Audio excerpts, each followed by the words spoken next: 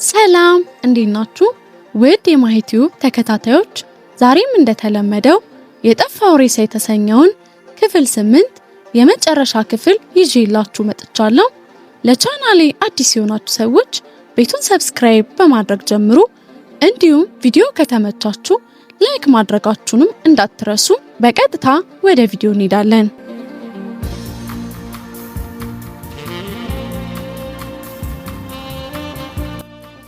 ልብ አንጠልጣይ ተከታታይ ታሪክ የጠፋው ሬሳ የመጨረሻ ክፍል።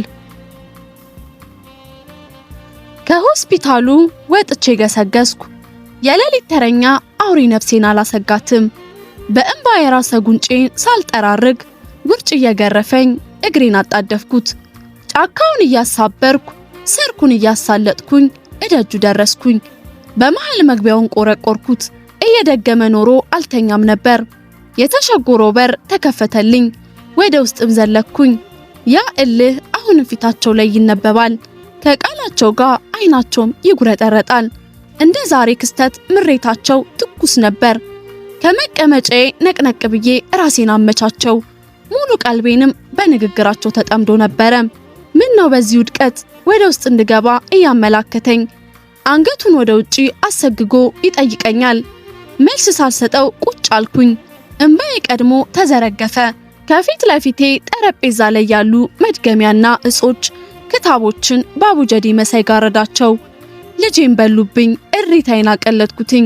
ሐዘኔን ቦጫጨቀኝ፣ ሞነጫጨረኝ፣ ልቤን አበለዘው። ተረጋጊስቲ ሞቷል ነው ምትይኝ?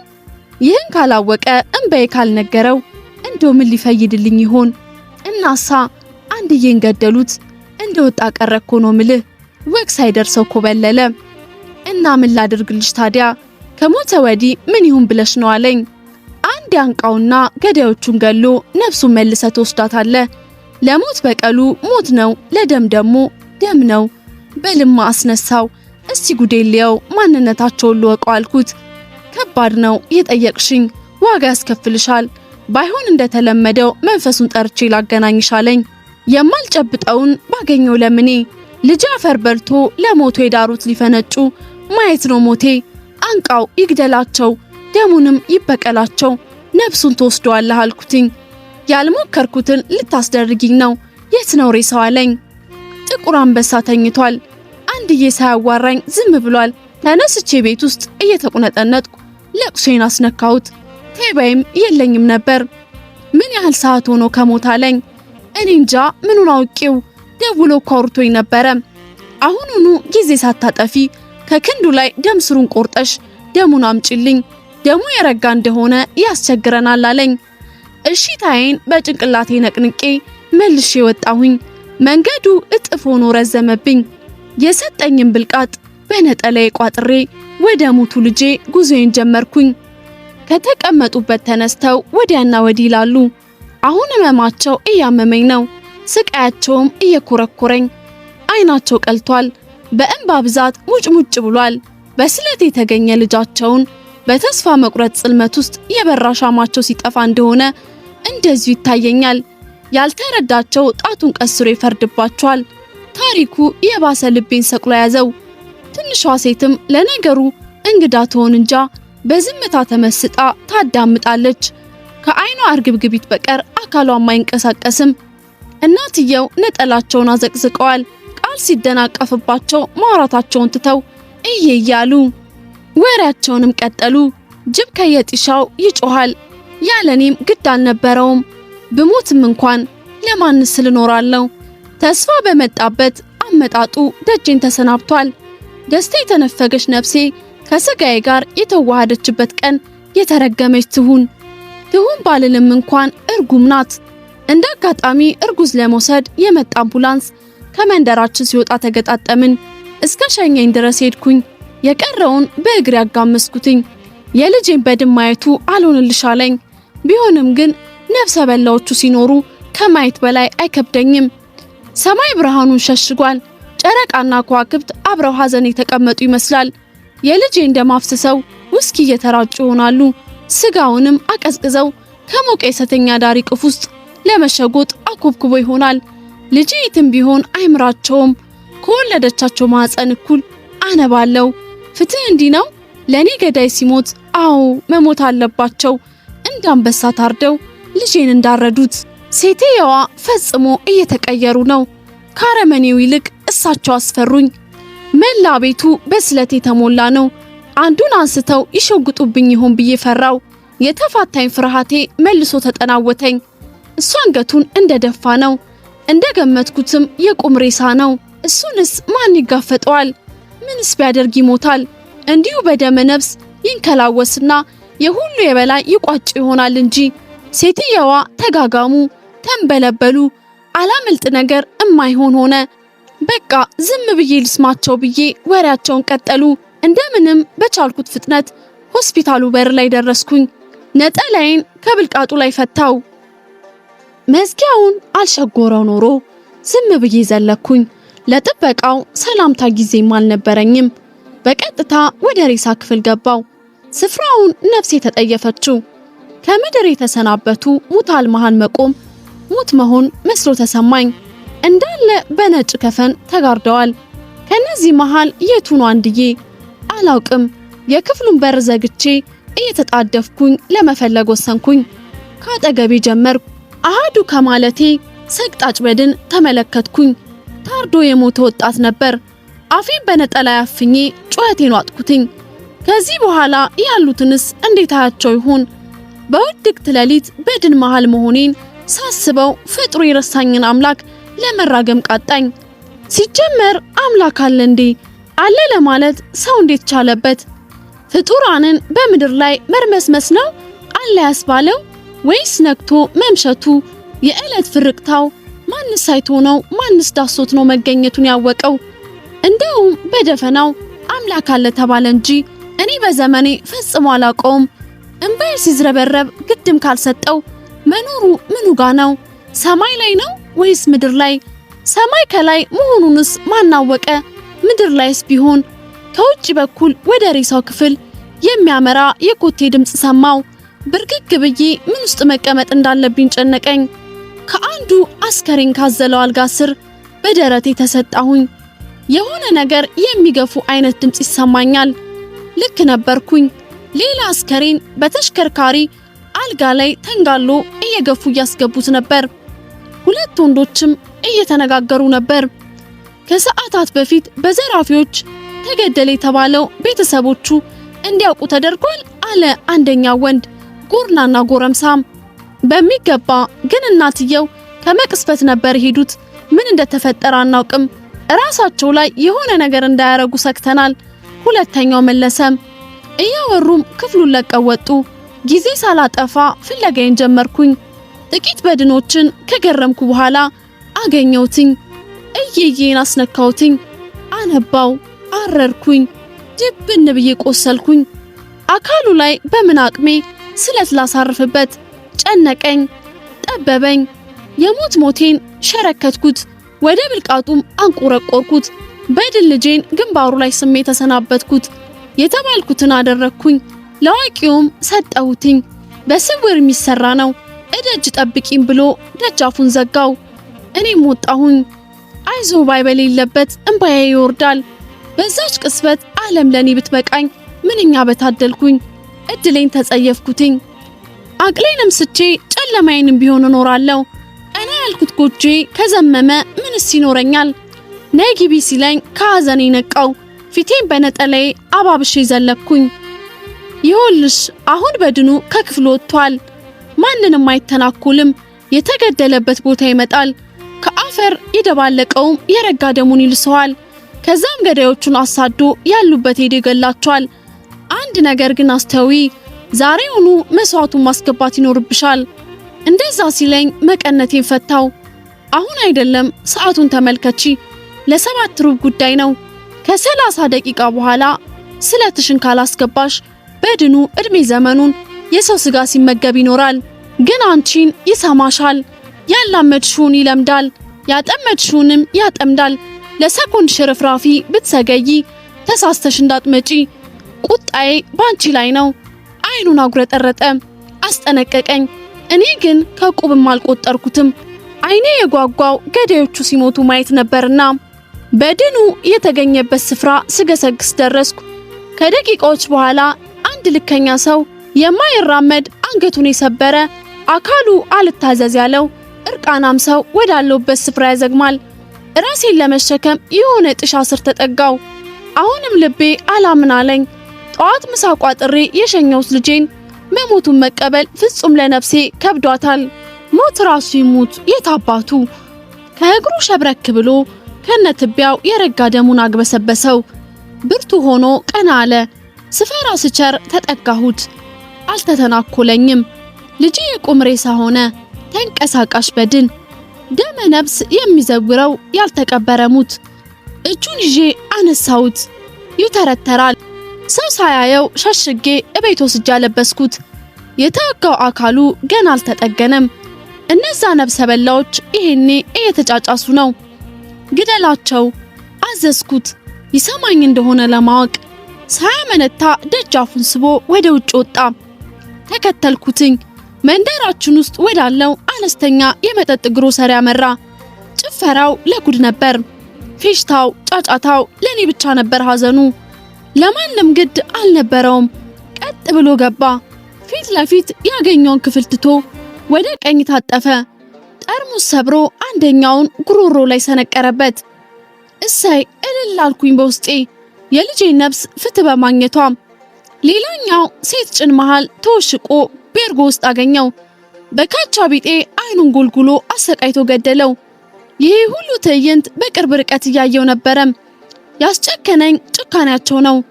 አውሬ ያደረገኝ አውሬነታቸው ነው። ባይነኩኝ ባልተነካካን ነበር። የነሱ እናቶች ከኔ እኩሌታ እንባን ይዩት፣ ጽዋውንም ቢመራቸውም ይጎንጩት። እውነት አለሽ በውስጤ እያኩ ተመተምኩኝ። ሰቆቋ ሰቅቀኝ፣ ህመሟ አጥንቴን ሰርስሮ ተሰማኝ።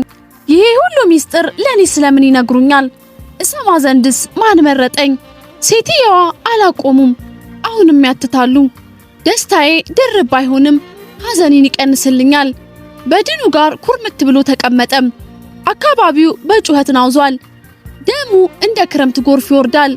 የአምቡላንስ ድምጽና የፖሊስ ውርውርታ የወደመ ከተማ አስመስሎታል። እጁን ይዤ በወጣ ደስ ባለኝ ነበር፣ ግን አልችልም። ከደቂቃዎች በኋላ አጠገቡ የነበረው ሬሳ እላዩ ላይ ተለጥፎ በጥም እንደነደደ ሁሉ የሟቹን ደም ተጋተው። ደነገጥኩኝ። ሰዓቴንም ቀና ብያየሁትኝ። ከተባለው የመስዋዕት ሰዓት ዘግቻለሁ። ልጄ እድሜ ዘመኑን የሰው ስጋ እየበላ እንዲኖር ፈረድኩበት።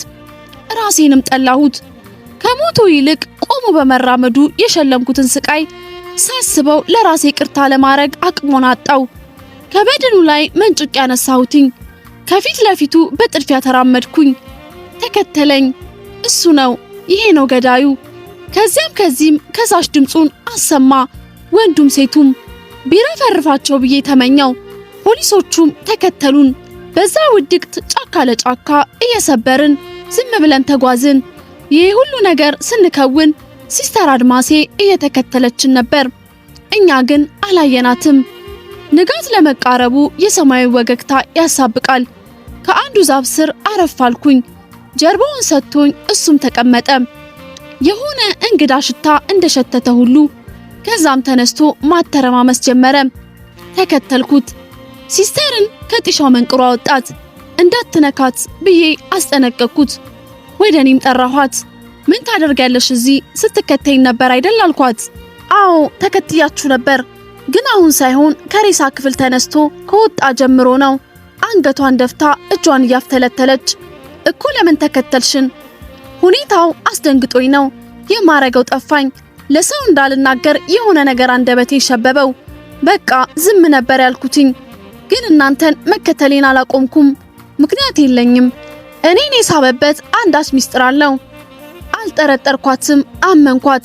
ሚስጥራችንን ማወቋ ለኛ አደጋ ቢሆንም እንድትሞት አልፈለኩም። ያወቅሹ ነገር ያጠፋሻል። ይህ መቼም ላንቺ እንግዳ አይሆንም፣ ግን ካልጎረበጥሽን ማንም አይነካሽም። በዚህ ቃል ከገባሽ አንዳችም አትሆኝም። አይኖቿን እያየው አስጠነቅኳት። በአንገቷ ንቅናቄ እሺቷን ገለጠች። ከዛን ዕለት ጀምሮ አብራናት፣ የኛ ፍጹም ወዳጃችን። ይሄን የቆየና የተዘጋ ሆስፒታል በጉዟችን መሃል አገኘነው። ከአዲስ አበባ ድረስ በእግራችን ተጉዘን እዚህ ደረስን። ራሳችንን ሰወርን። በቃ ልቤ ደነደነ። ልጄ ሁሌም ሰው ያድናል። ለመድኩት። ሐዘን ይሰብረኝ ዘንድ አቅም አጣ። ጨከንኩኝ። ከአረመኔም እጥፍ ጭካኔ። ሲስተር ለኔና ለሷ ምግብ ታዘጋጃለች። የሱን እንደምታውቂው ነው። ለኔ ልጄ ነው። አሁንም ድረስ አልጠየፈውም። እያለ 1 ዓመት ከ1 ወር ሞላን። በቃ እንዲሁ የቁም ሞት ቅዠት ውስጥ ስንዋልል አዋቂውን ልማጸነው ባፈላልገውም አላገኘሁትም። ጊዜው ደርሶ እስኪያሸልብ ከልጄ ጎን ነኝ። ሲስተር ተብየዋ የሴትዮዋ ንግግር አቋረጠቻት። ሜርሲም ልጅሽ ናት አለች።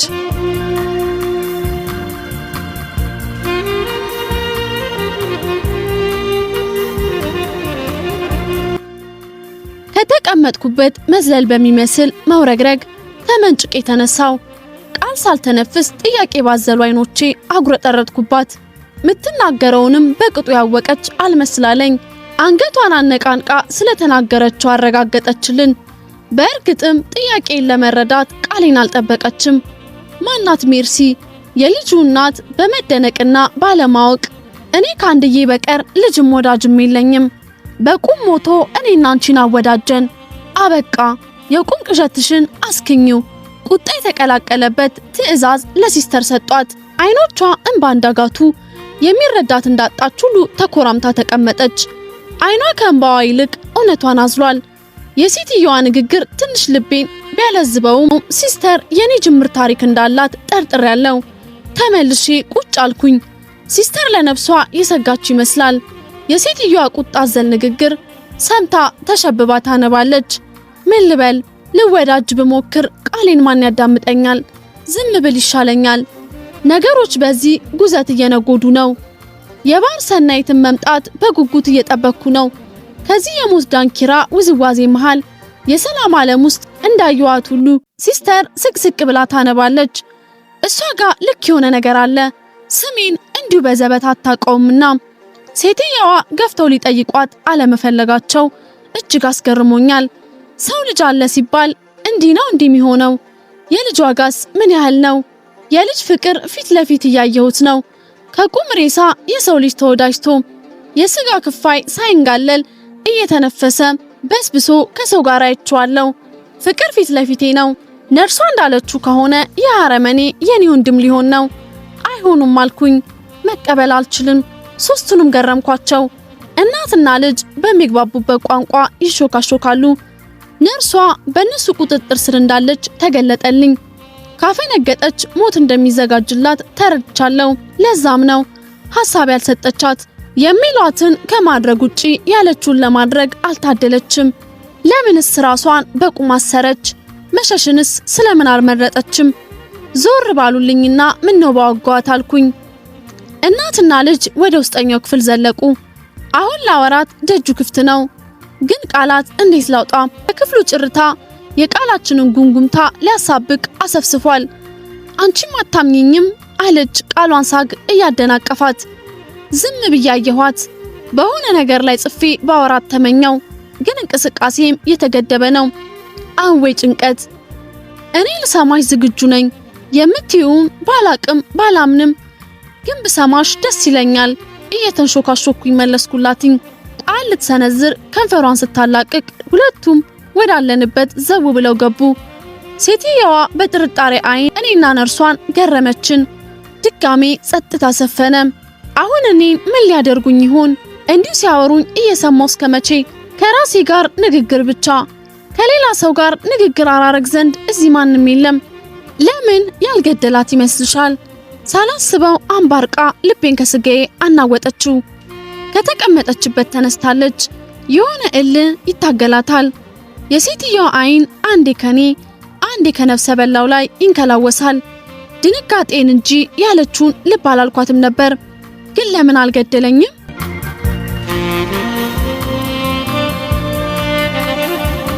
የሰማሁትን ለመቀበል ልቤ ተንኮታኮተ። ለነገሩ ምትናገሪውን ታውቂያለሽ? ቆጣ ብዬ ወደምትዘላብደዋ ነርስ ፊቴን ከፊቷ ደንቅሬ፣ አዎ ሜርሲ፣ እዚህ ድረስ የሚያንከራትተኝ ይህንን እውነት ማውቄ ነው እንጂ ሰው ሆኖ እዚህ ጦስ ውስጥ ማን ሊገባ ይወዳል ብለሽ ነው። እንባዋ በማን አለብኝነት ይወርዳል። ነገሮች ከቁጥጥሬ ውጪ ቢሆኑም ሁሉም ለምክንያትና በምክንያት ነው። ግን ይህንን በየትኛውም ጽኑ አቅሜ ልሸከም እችላለሁ። አንቺ ልጅ ምንድነው የምትቀባጥሪው? አስተዊ እንጂ እስከ ዛሬ እንደዚህ ያለ ቅዠት ውስጥ አልነበርሽም። ዛሬ ምን ተገኘ? ትልቋ ሴትዮ ባለማመን ውስጥ ሆና በጥያቄ አጣደፈቻት። ዶክተር አበራሽን ታውቂያታለሽ? ነርሷ መልሳ ለትልቋ ሴትዮ ጥያቄ ጠየቀች። ማናት ደግሞ ዶክተር አበራሽ? እኔ እኮ ማውቃቸው ከዘነጉኝ ያየዋቸው ከረሱኝ ዓመታት አዝግመዋል። አላውቃትም አሉ ትልቋ ሴትዮ። እረ የልብ ወዳጅሽ ነች።